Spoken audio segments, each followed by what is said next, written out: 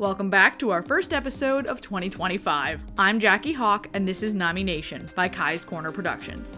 You can find me on social media at QuillfulWriter, and I'm always happy to chat about video games. First up, we have some delays caused by the SAG ACTRA strike, which started in July of last year. Two of the affected video games are OD and Fizzant.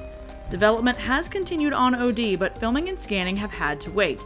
Fizzant is also waiting on casting because of that strike. On account of the increasing risks from AI being used to shortchange human talent, this may take a while to resolve, even though the strike has been ongoing. Negotiations have been touch and go, and all we can do at this point is wait and see, but we do have our fingers crossed for a happy outcome over here. Still, it is refreshing to see Kojima Productions not replace people with robots in the meantime, as some other game companies have allegedly done. The man behind Kojima Productions hasn't always done right by voice actors, so this is a step in the right direction for human talent. In happier news, despite launching with a million problems, Cyberpunk 2077 has some very dedicated fans, myself included, and while I don't play Fortnite, seeing that crossover with Cyberpunk is really exciting. The new skins are for Johnny Silverhand, the rebellious rockstar, and the female version of the main character V. As expected, some corners of the internet were upset to hear that a woman would be featured with these character skins. The senior quest designer for Cyberpunk, Patrick Mills, came forward on social media to put the matter to rest. He simply preferred FemV to the mask version, and he wanted to balance out Johnny Silverhand as a male character. On an amusing note of trivia, this is the second time Keanu Reeves has been featured in Fortnite, with the first being from the John Wick series. To give gamers more to look forward to, here are some releases to be expected in January 2025. Freedom Wars Remastered was released on January 10th. Originally for the PS Vita, it didn't hold up well for handheld performance. So this sci-fi game will be wonderful to have on PC, PS4, PS5, or Nintendo Switch. Based in the future, this game lets you explore prisons in outer space while cutting back on your own prison sentence by fighting giant monsters. On January 16th, Donkey Kong Returns HD should be available for the Nintendo Switch. Keep in mind that the Switch 2, whatever it will be called eventually, will be backwards compatible, so it's still worth getting this game if you're planning on picking up the new console when it comes out. On the same date, January 16th, another remaster will come out, this one being the Dread Out Collection.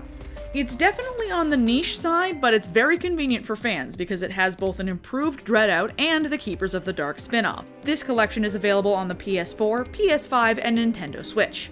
On January 17th, Tales of Grace's F Remastered will be available on the PS4, PS5, Xbox One, Xbox Series XS, Switch, and PC. This is a narrative-driven action RPG, and while it does come across a bit tropey, fans have said it's definitely worth playing. With political drama and the power of friendship, it has that classic 2009 style of the original game's release. Also on January 17th, Dynasty Warriors Origins marks a new installment after almost 10 years since the last game in the series. This is a deep dive retelling of Romance of the Three Kingdoms, with thousands of enemies living up to the hack and slash genre.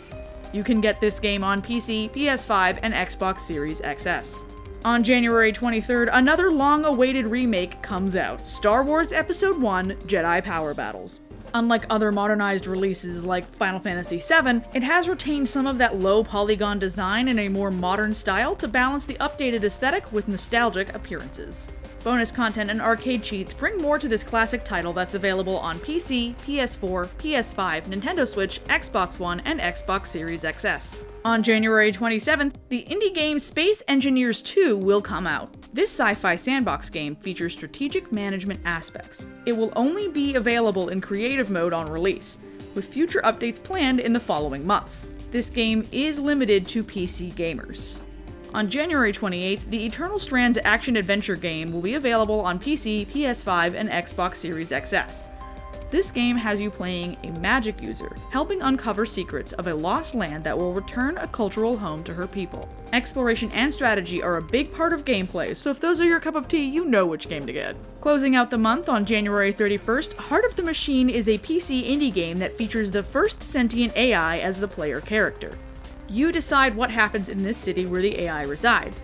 Various objectives have several solutions, encouraging gamers to get creative and see how they can achieve these goals. Whether you want to be an evil AI or help restore society on planet Earth, all while protecting your own digital existence, you've got options in this game with multiple endings.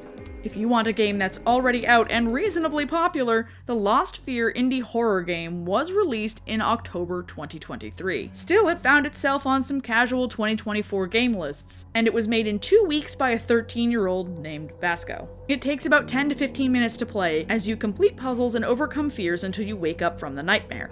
It's been compared to PT and Resident Evil, and many players are impressed that a developer so young created such a successful and short horror game. There are a lot of jump scares, but sound and atmosphere team up to keep the psychological horror going. Of course, other players did worry that this teenager is traumatized to come up with something so terrifying, but many people have commented on this indie game to encourage Vasco to keep creating scary games.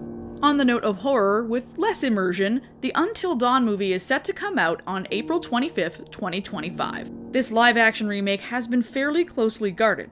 We definitely know at this point that it will be rated R for the horror elements in the game adaptation, but it's unclear how they will incorporate the choice aspects of the original story, or if they will at all. It's safe to assume the good ending would be the default for a cinematic remake, but it's hard to say without more information. Still, whether it's a hate watch or ends up being the love letter that the creators hope it will be, the Until Dawn movie should be an interesting addition to the franchise. As we kick off the new year, we would love to have you subscribe to the podcast for your gaming news and check out the KKP YouTube channel for more entertainment content. Thanks for listening to Nami Nation, and we will see you next time.